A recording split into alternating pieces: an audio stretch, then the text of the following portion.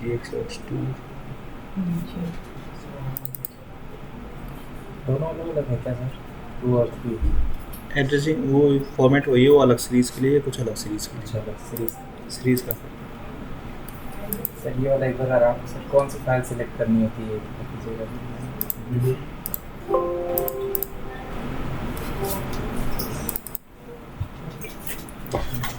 Project में जाके new पे क्लिक करेंगे और यहाँ से अपनी पीएलसी की सीरीज़ सेलेक्ट करेंगे। ये चीज़ें पीएलसी पे लिखी होती हैं, वही लेनी है जो पीएलसी पे लिखा हुआ है, अपनी मर्ज़ी से नहीं लेना है। सिमुलेटर में आप कुछ भी ले सकते हैं। सिमुलेटर मतलब सिमुलेटर सेलेक्ट करेंगे तो कोई भी रहेगी, चलेंगे। जैसे FX CPU यानी FX सीरीज़ है, और CPU का टाइप क्या है यानी मॉडल FX3S, तो इसको सेलेक्ट करेंगे।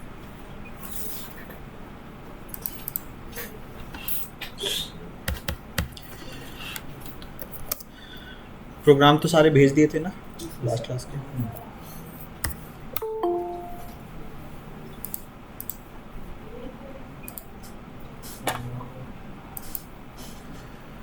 इसके बाद काउंटर जो होता है, इसमें काउंटर अप जो 16 बिट का काउंटर है, जैसे डेल्टा के अंदर CNT था ऐसी वो है, पर यहाँ पे काउंटर का ना इंस्ट्रक्शन नेम नहीं है कुछ भी। काउंटर को सीधे ही C0, C1, C2, C3 इस तरीके से लिखा जाता है, यानी काउंटर नंबर लिखा जाएगा और कितनी काउंटिंग आपको करानी है। जैसे मेरे को 5 काउंट कराना है तो सपोज K5 लिख दिया। क्लियर? काउंटर को हमेशा रीसेट किया जाता है, तो रीसेट RST काउंटर नंबर दे देंगे। अगर आपको जो भी आपने काउंटिंग में वैल्यू डाली है उतने काउंट कराने के बाद कोई आउटपुट ऑन कराना है तो काउंटर की बिट से आप आउटपुट ऑन कर सकते हैं, जैसे कि LD C0 काउंटर बिट से आउटपुट को ऑन कर सकते हैं। जैसे ये 5 काउंट करेगा तो C0 बिट को ऑन करेगा और C0 बिट से हमने क्या किया, एक आउटपुट को ऑन कर दिया है।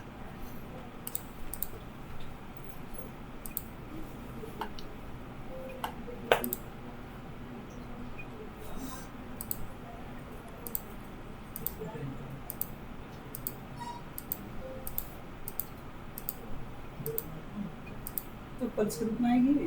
काउंटर हमेशा पल्स पे चलते हैं, चाहे किसी भी पीएलसी को, चाहे हार्डवेयर ही क्यों ना हो, काउंटर का हार्डवेयर भी आता है, वही पल्स पे ही चलेगा। याद रखिएगा, बेसिक कॉन्सेप्ट से। जैसे ही 5 काउंट किया एक आउटपुट ऑन कर दिया, अगर आप इसे एक्स्ट्रा पल्स देंगे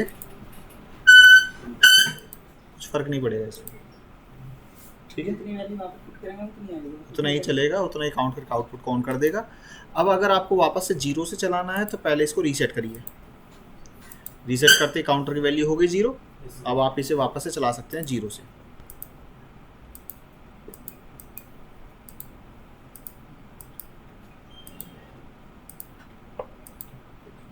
सही है? क्लियर हुआ सभी को?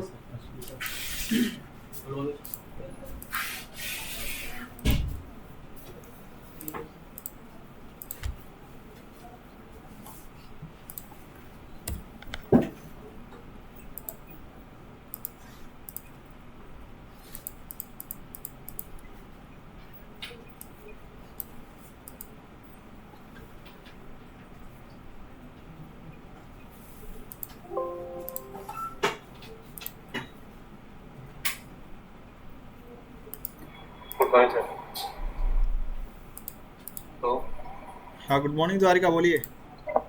सर इस तरह जो हमारी क्लासेस छूट जा रही हैं उसका कैसे अटेंड करेंगे? इसके बाद काउंटर डाउन भी इस पीएलसी के अंदर होता नहीं है, बाई डायरेक्शनल काउंटर होता है। और बाई डायरेक्शनल काउंटर जो होता है ये C200 से स्टार्ट होता है, 200 से लेके 234 तक, जैसे कि डेल्टा पीएलसी के अंदर थे।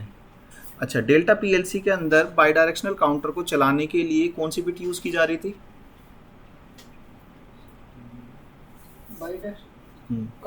काउंटर डाउन चलाने के लिए कौन सी बिट यूज़ की जा रही थी डेल्टा पीएलसी के अंदर?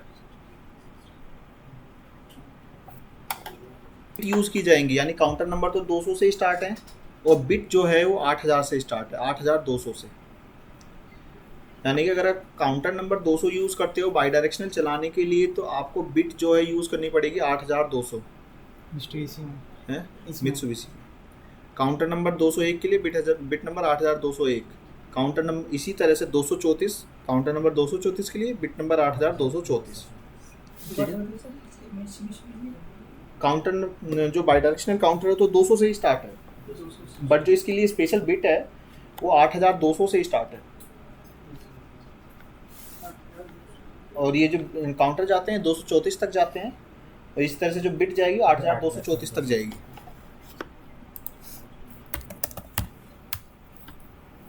तो C200 यहाँ पे जैसे होता है ना, उसमें DCNT इंस्ट्रक्शन लगाते थे, यहाँ कोई इंस्ट्रक्शन नहीं लगेगा, सीधे काउंटर नंबर।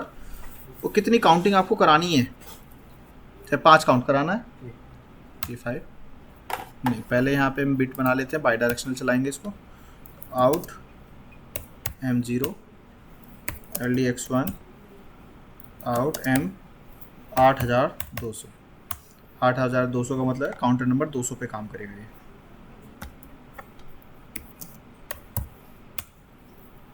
तो C200 के 10 ले लिया जैसे, और M 12।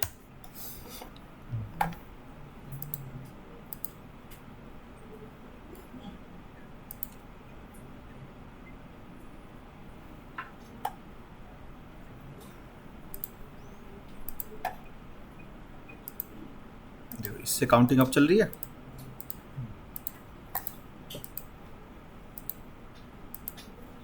ठीक है, और इससे काउंटिंग डाउन चलेगी। तो गलत हो गया, यहाँ M12 लिख दिया ना ये।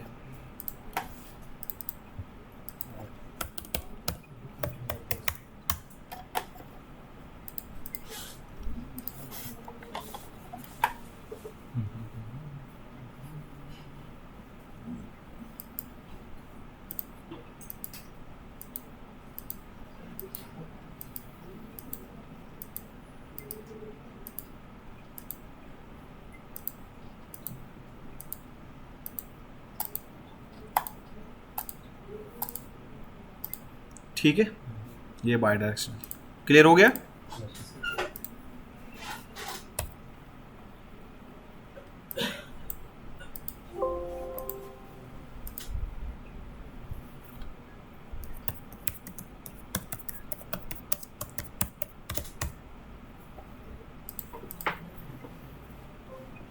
इसके बाद है कंपैरिजंस।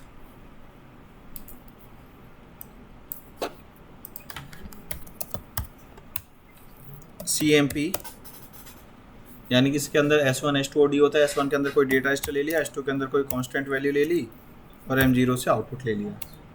जैसे डेल्टा के अंदर काम करता था ऐसे ही यहाँ पे काम करेगा। 3 आउटपुट देगा, 3 कंडीशन, एक लेस, एक इक्वल और एक ग्रेटर, ठीक है।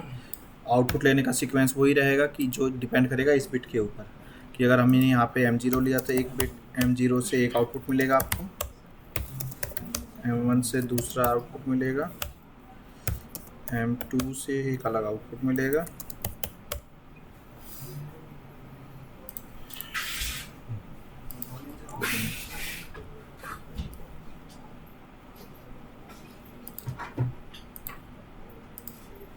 तो देखिए अभी जो इसका डेटा है वो छोटा है इससे, इसलिए एक आउटपुट ऑन है। डेटा चेंज करते हैं, सेलेक्ट करेंगे, इसके अंदर वैल्यू डालते हैं, जैसे कि 5 डाल दिया, सोर्स से इक्वल हो गया सोर्स बी के, आउटपुट चेंज हो गया। और अगर इसे ग्रेटर कर देता हूँ, एक अलग आउटपुट मिलेगा। 3 कंडीशन में 3 आउटपुट मिलते हैं। ग्रेटर पे अलग, लेस देन पे अलग और इक्वल पे। जी सही है। सर एक बार फिर से बताया ना।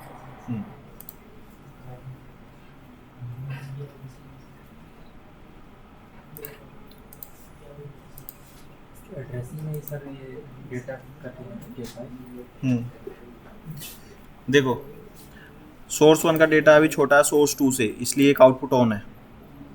डेटा चेंज करते हैं, D0 में अलग वैल्यू डालता हूँ, K5 डाल देता हूँ। सोर्स से इक्वल हो गया सोर्स 2 के, आउटपुट चेंज हो गया इक्वल कंडीशन में। ग्रेटर कंडीशन में source A is greater than source B, इसलिए फिर से आउटपुट चेंज हो गया। तो 3 कंडीशन में 3 आउटपुट मिलते हैं, लेस, इक्वल और ग्रेटर। अभी ठीक हो, क्लियर हुआ? हेलो हेलो सर एक बार फिर से बताना, मतलब ये तो क्लियर हो गया है, बाकी तो और क्या बताना, बताइए। लगाने चलता है सर, ये हैं कंपेरिजन कैसे लाना। कंपैरिजन कैसे लेके आना है, इंस्ट्रक्शन कैसे लगाना, क्या बताना है आपको, कंपेयर काम कैसे कर रहा है, लगाना कैसे है, इंस्ट्रक्शन सर। इंस्ट्रक्शन बताना है ना।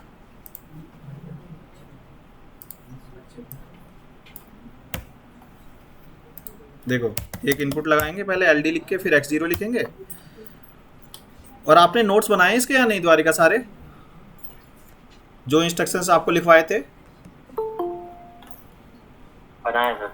बनाए हैं ना, नोट्स खोल लीजिए क्योंकि सारा सब कुछ उसमें लिखा हुआ है कैसे कैसे लगाना है। नोट्स खोल लीजिए ज़रा। तो उसमें इंस्ट्रक्शन है CMP, उसके अंदर S1 S2 और D डिफाइन करने पड़ते हैं। S1 में सोर्स 1 जिसके अंदर कोई भी कांस्टेंट डेटा रजिस्टर टाइमर या काउंटर का डेटा आ जाता है, तो D0 ले लिया जैसे हमने।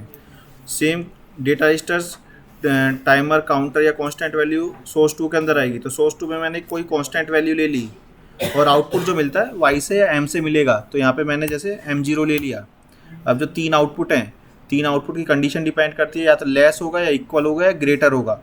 तो जो कंडीशन बनाएंगे वो इस बिट पे डिपेंड करता है। तो जैसे M0 से एक आउटपुट ले लेंगे,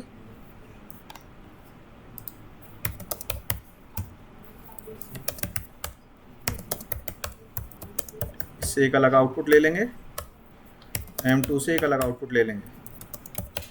क्लियर हुआ भी या नहीं? Yes sir.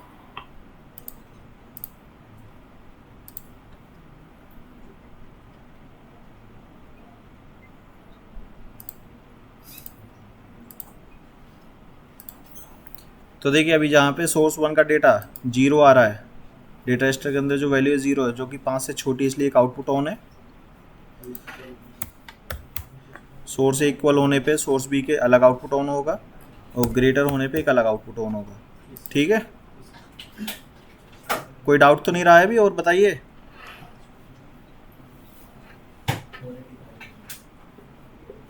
हेलो, आवाज़ आ रही है द्वारिका आपको? क्लियर है सर।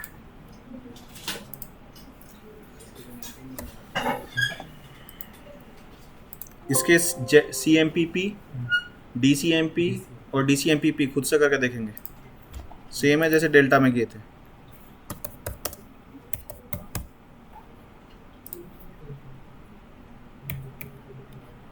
इसके बाद है ZCP, जॉन कंपैरिजन। तो जॉन कंपैरिजन के अंदर क्या क्या होता है, S1 S2 S और D।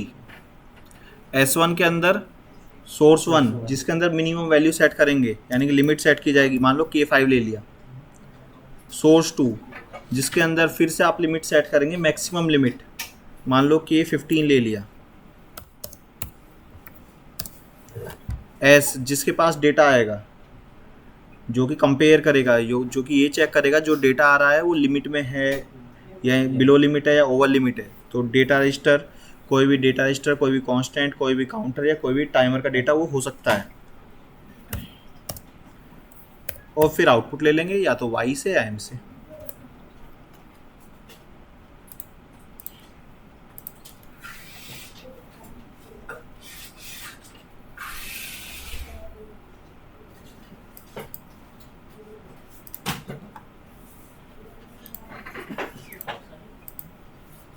तो अभी देखिए यहाँ पे जो D0 में वैल्यू है वो बिलो लोअर लिमिट है, इसलिए एक आउटपुट ऑन है। अगर मैं इसमें डेटा चेंज कर देता हूँ, लिमिट में आ गया डेटा, यानी 5 और 15 के बीच में आ गया, अब यही आउटपुट ऑन रहेगा मैक्सिमम लिमिट तक। जैसे ही इसको ओवर लिमिट करूँगा एक अलग आउटपुट चेंज हो जाएगा। ठीक है, आपको क्लियर हुआ? जो ऑनलाइन है सभी को क्लियर हो गया?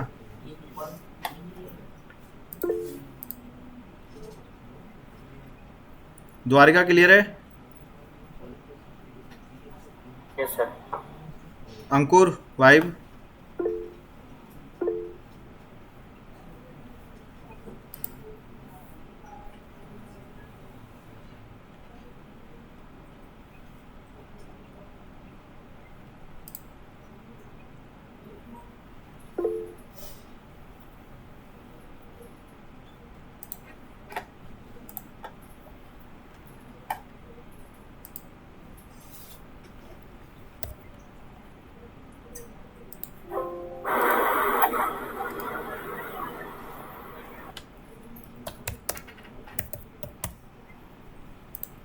इसका कहाँ यूज करेंगे इसके का मशीन मित्सुबिशी का कहाँ यूज़ करेंगे, कहीं भी लगा सकते हैं, एकदम पर्टिकुलर कोई पर्टिकुलर एप्लीकेशन नहीं होती है। नॉर्मली जहाँ पे इसकी मतलब रिक्वायरमेंट हो जाएगी। हाँ, कोई ऐसी कोई किसी भी पीएलसी का कोई पर्टिकुलर एप्लीकेशन नहीं है कि बस इस पीएलसी को यहीं लगा सकते हो और कहीं नहीं लगा सकते, ऐसा कुछ नहीं होता है। कोई भी पीएलसी कहीं पे लग सकता है, डिपेंड करता है कि बस उसके अंदर इनपुट आउटपुट कितने हैं, उसके अकॉर्डिंगली आप पीएलसी का सिलेक्शन करते हैं। फिर इसके बाद है नॉर्मल कंपैरिजंस, जैसे इक्वल टू ब्लॉक तो एल डी इक्वल लगाएंगे, और इसके अंदर क्या होता है S1 S2, S1 में कोई भी कांस्टेंट, डेटा रजिस्टर, टाइमर या काउंटर की वैल्यू ले सकते हैं, सेम ऐसे ही S2 के अंदर। अब इसमें क्या करेगा, सोर्स 1 कंपेयर करेगा सोर्स 2 के साथ। मान लो सोर्स 1 में D0 ले लिया, सोर्स 2 में कोई कांस्टेंट वैल्यू ले ली K5, इससे ले लिया एक output Y0। Not equal block, same दो सोर्सेस के अंदर होंगे,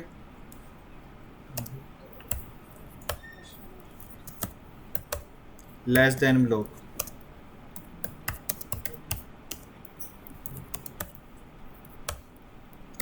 less than equal to,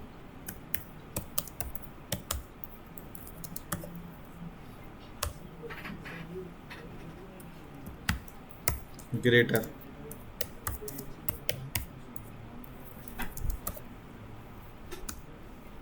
greater than equal to.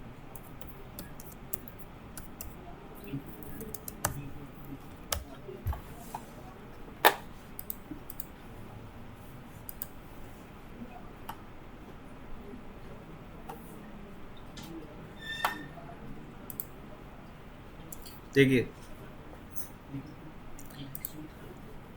Source 1 में 0 है, सोर्स 2 में 5 है, source is not equal to source 2, इसलिए आउटपुट ऑफ है। इक्वल होते ही तुरंत आउटपुट मिल जाएगा, नॉट इक्वल होगा फिर से ऑफ हो जाएगा। नॉट इक्वल कंडीशन की वजह से आउटपुट हाई है, और अगर इसे इक्वल कर देते हैं तो ऑफ हो जाएगा। नॉट इक्वल करेंगे फिर से ऑन हो जाएगा। लेस, ओनली लेस तक ही आउटपुट हाई रहेगा, यानी कि कब तक, K9 तक। K10 करूँगा तुरंत ये ऑफ हो जाएगा। लेस देन, हाँ ग्रेटर में तो ऑफ ही रहेगा, जब इक्वल पे ऑफ हो गया तो 11 पे भी ऑफ ही रहेगा, ऑफ रहेगा। लेस कंडीशन में ही ऑन रहेगा, ठीक है। लेस देन इक्वल टू, या तो लेस हो या इक्वल हो। के 14 पे भी हाई रहेगा, 15 पे भी हाई रहेगा, 16 पे ऑफ हो जाएगा। ग्रेटर, ओनली ग्रेटर कंडीशन में आउटपुट हाई रहेगा। ग्रेटर देन इक्वल टू, या तो इक्वल हो या फिर ग्रेटर, इन कंडीशन में आउटपुट हाई रहेगा। सही है। डाउट है कोई किसी को, कुछ पूछना है, क्लियर है क्या? मतलब इसको यूज करेंगे कंपेयर करने में डेटा को, not equal to not equal to, not equal condition में ही आउटपुट हाई रहेगा। अभी यहाँ पे देखिए इसमें 6 है, यहाँ 5 है, नॉट इक्वल है ना, इसलिए आउटपुट हाई है। अगर इक्वल कर देंगे तो तुरंत ये ऑफ हो जाएगा। बेटर दो नहीं लेस देन, नॉट इक्वल होना चाहिए चाहे कुछ। हाँ बोलिए, कोई डाउट है आप लोगों को जो ऑनलाइन है? द्वारिका कोई डाउट है?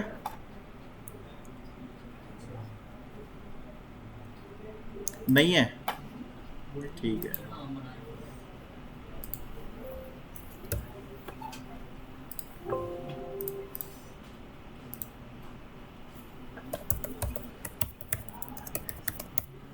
Mathematical block,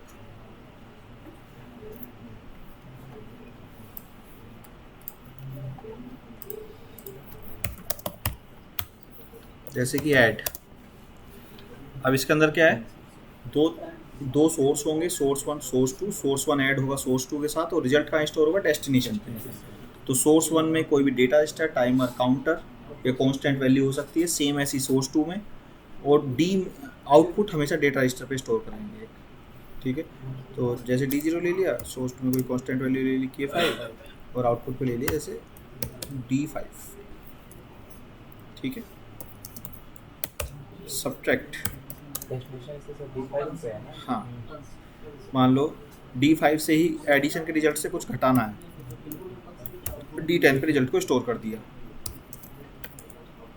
multiply D10 D5 D10 की मल्टीप्लाई करके D15 पे रिजल्ट को स्टोर कर दिया। डिवीजन D15 पे कोई डेटा आ रहा था, यानी कि मल्टीप्लाई का जो रिजल्ट था उसको डिवाइड किया किसी वैल्यू से, रिजल्ट को D20 पे स्टोर किया। INC इंक्रीमेंट, हर एक पल्स पे +1 से इंक्रीमेंट करता है।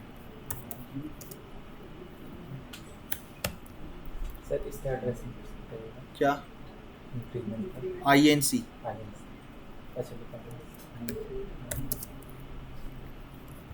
डिक्रीमेंट डिक्रीमेंट, हर एक पल्स पे -1 से डिक्रीमेंट करेगा। DEC कोई भी डेटा रजिस्टर दिया उस वैल्यू को घटाएगा। हाँ बोलिए, क्लियर है ये लगाने? सर ये तो नीचे को होएगा ना डिक्रीमेंट का, तो क्यों जरूरी, ऐसा जरूरी थोड़ी ना। अच्छा अगर वो आपकी कंडीशन ऐसी है कि फॉलिंग पल्स पे कराना है तब नीचे लेंगे, वो तो कंडीशन जरूरी नहीं है। बिल्कुल जरूरी नहीं है। इसमें तो आपने डेल्टा नीचे को लेता है, नहीं लिया था, ऊपर ही लिया था। एलडीएफ पे ले लो। चलिए फाइल सेव है, खोल के दिखाऊं क्या? ना तो डिक्रीमेंट कैसे है, मैं नीचे को जा रहा हूँ। देखिए, अगर आप डाउन लेते हैं तो फॉलिंग पे करेगा, यानी 1 से 0 होने पे डिक्रीमेंट करेगा। अभी मैंने राइजिंग लिया था 0 से 1, यानी जैसे बटन प्रेस करोगे तो उस पर डिक्रीमेंट करेगा। अगर मैं फॉलिंग लगा देता, बटन प्रेस करके रिलीज करते तब डिक्रीमेंट करता।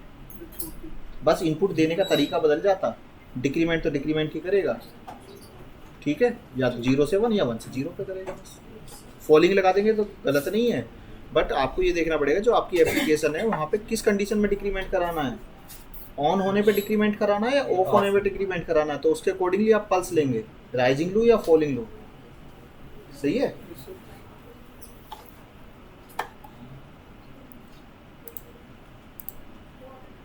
देखिए जैसे इसको ऑन करते हैं, D0 के अंदर कोई वैल्यू है 0, इसे ऐड किया 5 से, ये 5, 0 + 5 10 हो गया। जैसे मान लो कोई वैल्यू डाल देती 55 हो गया,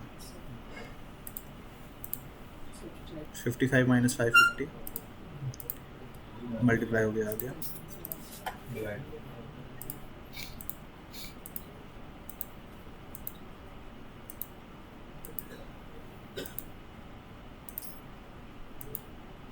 ठीक है,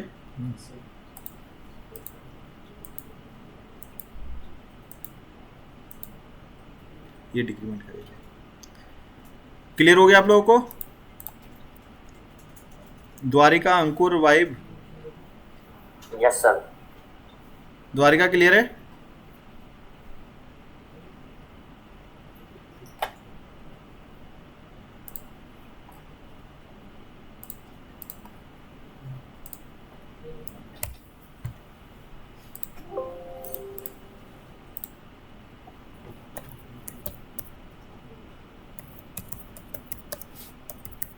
इसके बाद है अगर आपका डेटा पॉइंट्स में आ रहा है फ्लोटिंग में, तो ये तो काम करेंगे नहीं फ्लोट पे,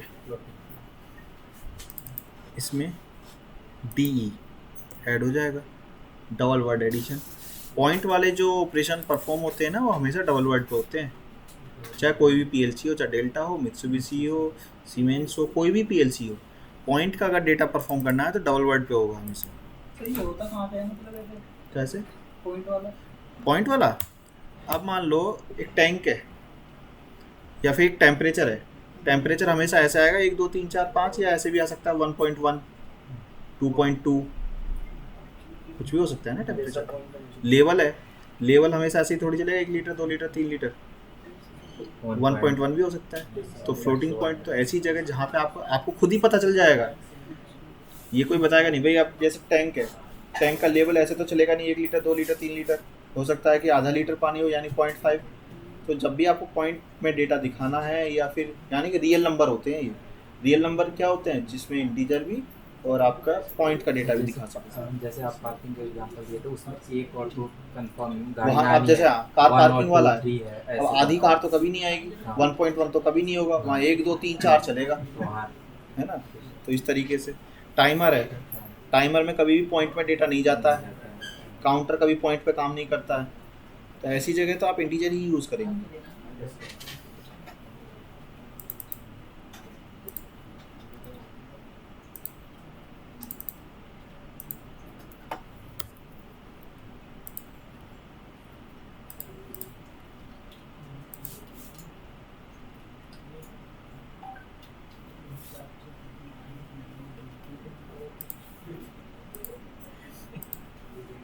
देखिए अब जैसे इसके अंदर वैल्यू डालनी है 0.00 प्लस 5 इसने रिजल्ट दे दिया 5.00 वैल्यू डालनी है सेलेक्ट किया।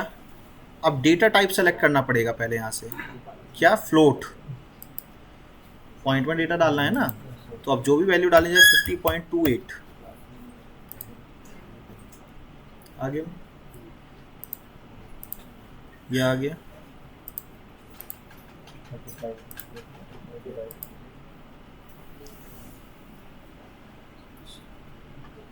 क्लियर हुआ। तो ये चीज़ होती है।